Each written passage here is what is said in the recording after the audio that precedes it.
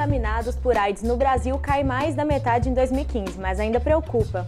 Só entre jovens de 15 a 24 anos foram em média 5 contaminações por dia. Hoje é quinta-feira, dia 7 de abril. Está no ar o Espaço PUC, o programa que leva até você tudo o que acontece na universidade.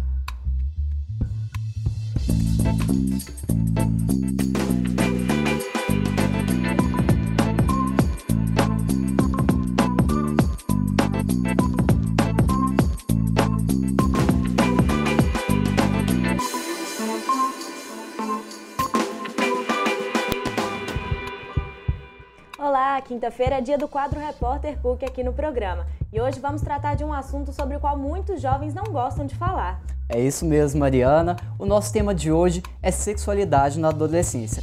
Mas algumas vezes, Mariana, não são apenas os jovens que têm dificuldade de abordar esse tema. Alguns pais não se sentem nada à vontade também para conversar com os filhos sobre os riscos de contaminação por doenças sexualmente transmissíveis, por gravidez indesejada ou simplesmente sobre relacionamentos. Um pouco deste comportamento a gente mostra agora na matéria que eu fiz em 2 escolas aqui na região de BH. Acompanhe com a gente para ver mais sobre o assunto. A adolescência é um momento de muitas mudanças na vida das pessoas. Nesse período, muitos assuntos como sexualidade são tratados como tabus. Então, reunimos esse grupo de jovens para ver como eles se relacionam com o tema hoje. Como é que é a relação de vocês e a família? No meu caso, minha família é muito aberta. A gente conversa, a gente volta e meia, meu pai traz esse assunto à tona e ele só auxilia, fala a importância de se prevenir e de como agir em certas situações, com a experiência que ele tem, mas é bem aberto, tranquilo. Os pais são fundamentais no trato com a questão da sexualidade, até porque às vezes na própria família há um tabu, né, em relação ao tema, em relação à discussão sobre assuntos ligados à sexualidade do jovem, né? Então os pais às vezes negam que os filhos tenham uma vida sexual ativa e por outras vezes reprimem os filhos. Isso não é positivo nem para as famílias nem para os jovens. É interessante porque a Marina tem um caso diferente na família, porque muitas vezes os pais têm mais dificuldade de conversar com os filhos. Geralmente as mães conversam mais com as filhas. Meu pai é bem tranquilo, mas eu converso muito com ele e tal. Quando eu namorava, eu conversava com ele de tudo. E minha mãe não, ela é bem assim, parece aquelas coisas antigas, sabe? Mesmo tendo proximidade com a família, muitos jovens buscam os amigos na hora de pedir conselhos. Quando vocês estão em dúvida de alguma coisa, de alguma informação, vocês ainda preferem conversar com os amigos do que com os pais? Eu acho, tipo assim, com meu pai é realmente mais difícil de conversar sobre essas coisas. Eu acho que é meio, sei lá, meio tabu, mas com a minha mãe também é bem tranquilo. Então eu acho que ou com amigos mais velhos ou com a minha mãe, no caso, que vão poder me ajudar de alguma forma. Para esta psicóloga, a conscientização dos jovens também depende da proximidade das famílias com a escola. O jovem está inserido em outras instituições, como a escola, por exemplo. Então, quando a escola discute essa questão, é muito em função de concepção, contracepção e doenças sexualmente transmissíveis, né? Mas os medos, os sentimentos, os valores, isso o adolescente fica muito descoberto, tanto pela família quanto pela escola. Ainda assim, Márcia considera que a abordagem dos adolescentes deve ir além da educação formal e considerar aspectos como sentimento e afeto. Vocês acham que realmente falta isso? Vocês querem mais falar do lado afetivo do que essa parte mais técnica? Sobre isso que você falou, sobre a abordagem, assim, dessas coisas pequenas. Eu acho que é muito importante realmente, porque eu acho que a confiança para você falar de algo que é maior realmente da relação sexual, para você conquistar isso, você tem que já abordar, começa com essas pequenas coisas no dia a dia mesmo. E nesta outra escola aqui na região noroeste de Belo Horizonte, os alunos também têm uma relação bem próxima com os pais para tratar do assunto. Não é isso mesmo, Brenda? Isso. A minha relação com a minha mãe, né, é super tranquila. Eu consigo falar com ela sobre qualquer coisa, né, PST, então para mim é mais fácil de eu me relacionar em questão desse assunto, né? Que muita gente fica constrangida. E eu... Dados do Ministério da Saúde indicam que em 2015 houve redução no número de jovens que contraíram AIDS entre 15 a 19 anos em relação a 2014. Mas as doenças sexualmente transmissíveis ainda são uma preocupação para esta faixa etária. Isso porque, na média geral dos últimos 10 anos, foi registrado um aumento significativo das DSTs. Só no ano passado, mais de 38 mil pessoas foram contaminadas com AIDS aqui no Brasil. Pois é, quando eu falo assim, o que você pensa? Que muita gente não procurou informação para se prevenir. Porque hoje tem informação, mas tem pessoas que não procuram ou não querem ser instruídas, porque se tem como se prevenir, tem gente que informa, você pode perguntar para um amigo, um professor, como que esse número, eu cheguei a esse número? A psicóloga Márcia Stengel apresenta esta faixa etária como a geração pós-AIDS mata. A gente tem uma geração hoje, né, dos nossos jovens que não viveu o surgimento e o primeiro momento da AIDS, que a AIDS era uma doença que era uma sentença de morte. Então, o que a gente vai vendo é que muitos jovens não fazem a prevenção, né, contra a AIDS e as outras doenças sexualmente transmissíveis, porque a AIDS, hoje, ela é como se fosse uma doença crônica. Então, se eu estou contaminado pelo HIV, eu vou fazer uso do coquetel e pronto. Então, assim, eu estou precavida, né? Eu não vou morrer por conta disso. Eu, particularmente, vejo que os meninos têm informação, mas muitas vezes eles não sabem filtrar a informação.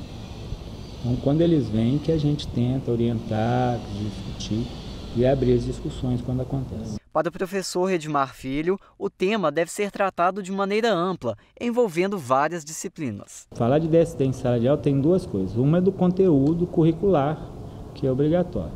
E a outra é que sempre surge o assunto, muitas vezes não só em relação a DST, mas a outras doenças que acaba que converge com tudo. Os jovens concluem que a melhor forma de estimular a diminuição do contágio de DSTs é através do diálogo, tanto com professores, família e amigos. Se o professor tivesse essa abordagem mais próxima com o aluno, você se sentiria à vontade em conversar com ele sobre o assunto? Total.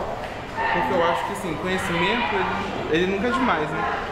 Então, assim, você abordar isso, principalmente dentro da sala de aula, pode ter outra pessoa que também tem a mesma dúvida que você. Então, além de você estar tirando a sua dúvida, você está conscientizando outra pessoa. Mesmo com resultados melhores apresentados pelo Ministério da Saúde em relação ao número de pessoas contaminadas com o vírus HIV no último ano, não podemos deixar de ter atenção. Pois é, Pablo, e principalmente se tratando da adolescência, que é um período que o indivíduo ainda está em processo de formação social e construção de valores. Isso mesmo. Para prestar mais esclarecimentos sobre essa questão, recebemos aqui hoje a doutora Sônia Vidigal, que é ginecologista e representante da Secretaria Municipal de Saúde. E também aqui conosco recebemos a Sônia Couto, que é psicóloga e professora da PUC Minas. Sejam muito bem-vindas. E para começar o nosso bate-papo, Sônia, conta pra gente o que significa para o adolescente essa fase de iniciação sexual. É uma fase muito esperada pelo adolescente. Ele vem com uma ansiedade muito grande. Normalmente ele já tem algum conhecimento que já veio antes, mas principalmente eu dou importância para a questão da atitude frente à sexualidade. Então nós vivemos numa sociedade que aparentemente resolveu todos os tabus, mas os tabus estão aí presentes. Então a gente fica questionando se os adolescentes, como no programa mostrou, eles apresentam tanta tranquilidade para falar com a família, o que é que está acontecendo, que uma quantidade muito grande de adolescentes estão se contaminando com doença sexualmente transmissível. Então, eu acho que a questão está exatamente nessa atitude frente à sexualidade. Quando o adolescente tem uma atitude positiva com relação à sexualidade, ele assume que ele quer ter uma vida sexual ativa e, portanto, ele vai também assumir todos os métodos de prevenção, tanto das doenças sexualmente transmissíveis, mas também da gravidez, né? Quando tem uma atitude negativa, né, às vezes eu brinco com os meus alunos dizendo que eles escondem deles mesmos, né? Então, se é escondido da família, se é escondido do outro, então ele não tem essa oportunidade de se questionar qual que é o melhor método, o que ele deve fazer, né? E principalmente com quem, né, ele vai se relacionar, né? Que seja uma pessoa que ele conheça, né, que saiba, né, que é uma pessoa que não vai transmitir para ele as doenças. Certo. Doutora Sônia Vidigal, dentro dessa questão que nós abordamos, a senhora acha que existe uma certa irresponsabilidade na proteção sexual na adolescência? Eu acho que sim, talvez até, como a Sônia mesmo falou, a naturalidade dessa sexualidade é uma iniciação sexual. Então, não tem muita maldade, não tem vivência, né? E o adolescente, ele se sente muito vitaminado, ele acha que nunca acontece com ele, sempre com o outro. Então, ele sempre gosta de correr o risco. Mas o que eu vejo hoje é que a sexualidade tem uma outra posição, uma outra situação. Hoje a sexualidade ela é mais natural, ela acontece, né? O ficar hoje, ela vai também um pouco mais do que o abraçar e o beijar. Então, aquilo acontece de uma forma tão natural naquele momento. Eu nunca condeno isso, acho que sexualidade é uma coisa que deve ser respeitada. Porém, tem que ter proteção, porque acaba tendo uma promiscuidade, ou seja, uma frequência maior, uma mudança de parceria com muito mais frequência. Embora, no fundo, eu acho que está todo mundo buscando parceria, relacionamentos mais estáveis, mas ao mesmo tempo isso não se consegue mais. Né? É uma nova realidade dessa geração. Quando eles se encontram, eles ficam mais satisfeitos, se sentem mais tranquilos na relação. Mas nem sempre isso está sendo possível, né? E comentando sobre esse vigor da adolescência, a senhora acha que às vezes as adolescentes se preocupam muito em evitar gravidez, mas esquecem do risco das DSTs?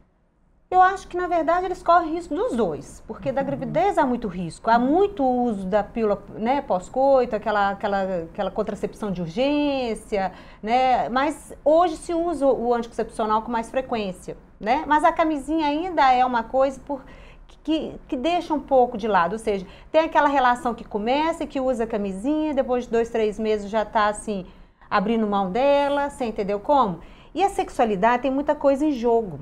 Né? Porque é aquele momento, é um momento da atração, da afinidade, às vezes uma bebida que relaxa um pouco e aí quando vê, esqueceu dessa camisinha, né? Então a gente vê que realmente a incidência de doença sexualmente transmissível está muito elevada mesmo e numa população jovem principalmente, né? Uhum. Não só o HIV, mas a sífilis, nós estamos com uma incidência elevadíssima de sífilis, né? Falando dessas doenças, quais são as principais hoje que mais acometem os jovens? Hoje tem sido a sífilis realmente, né? Nós estamos ganhando aí, é uma frequência assim, altíssima, né? E seguida aí do HPV, dos condilomas, que é muito frequente, né? Na população jovem. A gonorreia também está muito presente, associada aí à clamídia, né? E o HIV, né? Então são os mais prevalentes aí. O herpes também faz parte, né? Dessa nossa frequência, mas nem tanto, né? Realmente a sífilis tem sido campeã. Bom, o assunto está muito bom, mas nós vamos para um rápido intervalo agora. E no próximo bloco vamos ver quais são as dicas de se melhorar o diálogo dentro das famílias tratando sobre a sexualidade.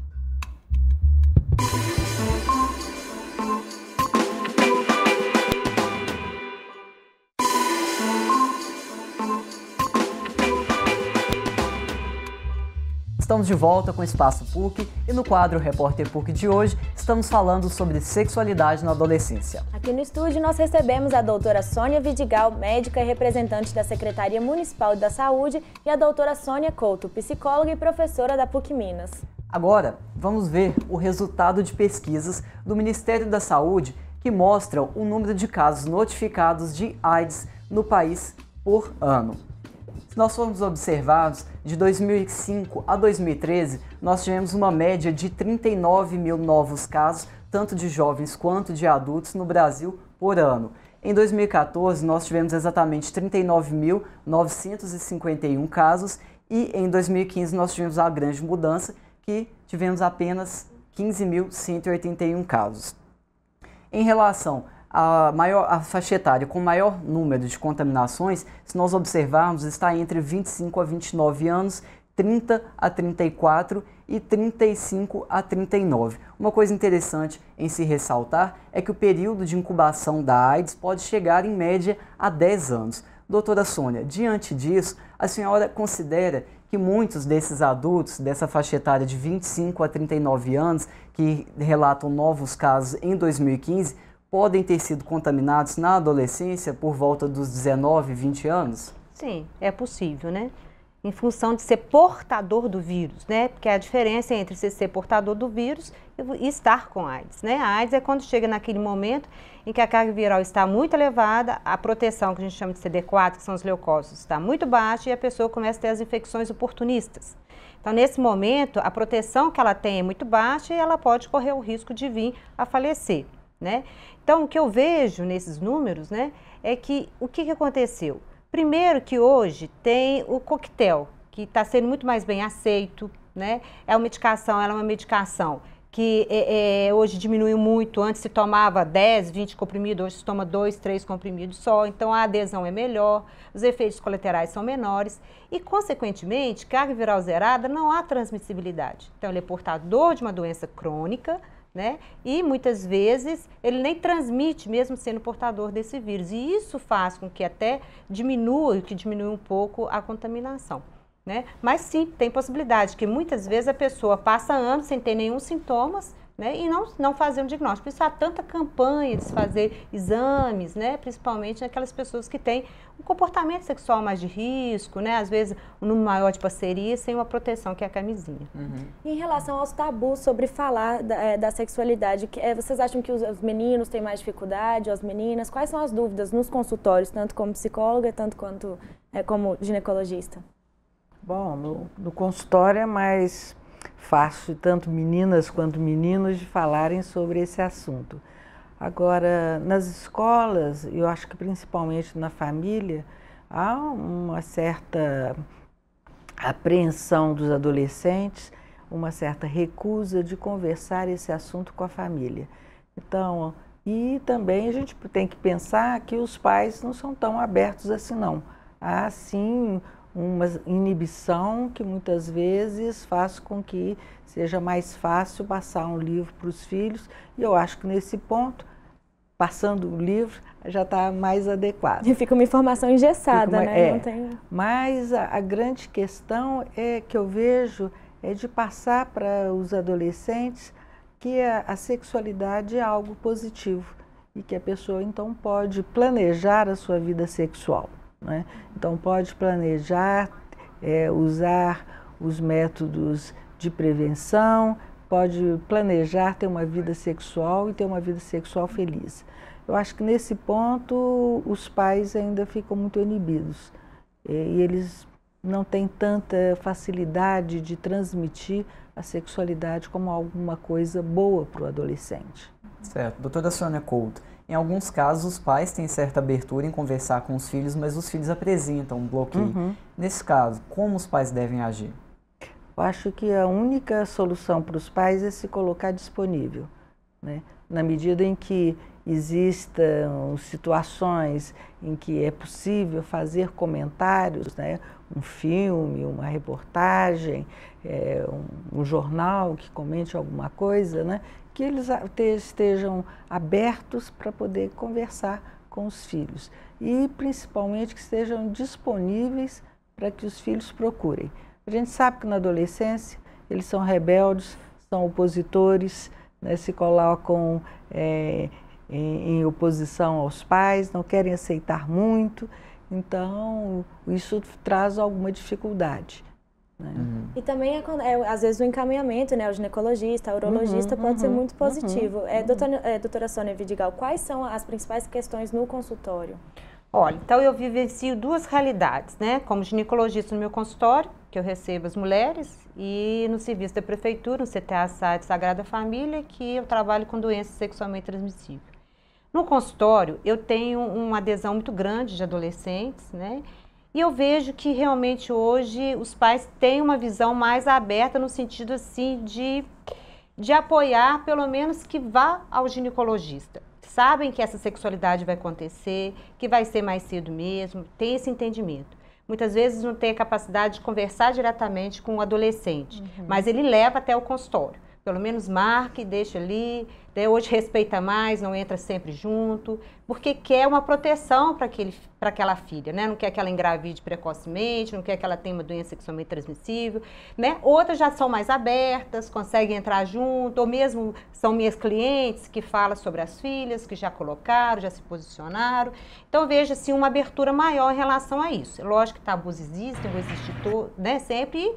A gente é fruto de uma educação recebida, né? E são educações de gerações diferentes. Então, eu sempre pontuo isso também para minhas pacientes quando elas questionam sobre as filhas, como é que tem que posicionar. Eu sempre tenho o mais aberto possível, sexualidade vai acontecer mesmo, vamos respeitar e vamos ajudar para não ter as doenças sexualmente transmissíveis nem uma gravidez precoce. Agora, em relação ao serviço de doença sexualmente transmissível, a frequência é muito mais do sexo masculino do que do sexo feminino. Né? E a situação da doença ela é muito estigmatizada, já é ruim, você já está com uma patologia que ela é feia por si só, né? Você já está sabendo que hoje o Dr. Google já funciona bacana, né? Todo mundo já chega com algum diagnóstico precoce. Olha, eu acho que eu estou com gonorreia. Eu acho que eu estou com HPV, né? Porque eu já olhei na internet. Então já chega lá, já com um quadro às vezes, né? Querendo resolver aquilo e é uma patologia que eu gosto de trabalhar, inclusive, na prefeitura, exatamente por causa disso, porque ela é focada, ela é resolutível, né? E você é como que acolhe aquela pessoa que está numa situação ruim, né? Porque teve uma sexualidade e teve uma sexualidade que gerou doença, né? Que são coisas tão distintas, né? Igual você falou, uma sexualidade feliz é uma sexualidade sem doença, porque com doença não é uma sexualidade feliz. Né? Então tá ali para se tornar feliz de novo, né? Ou seja, não tentar traumatizar e não querer mais essa sexualidade. Então não tem essa timidez.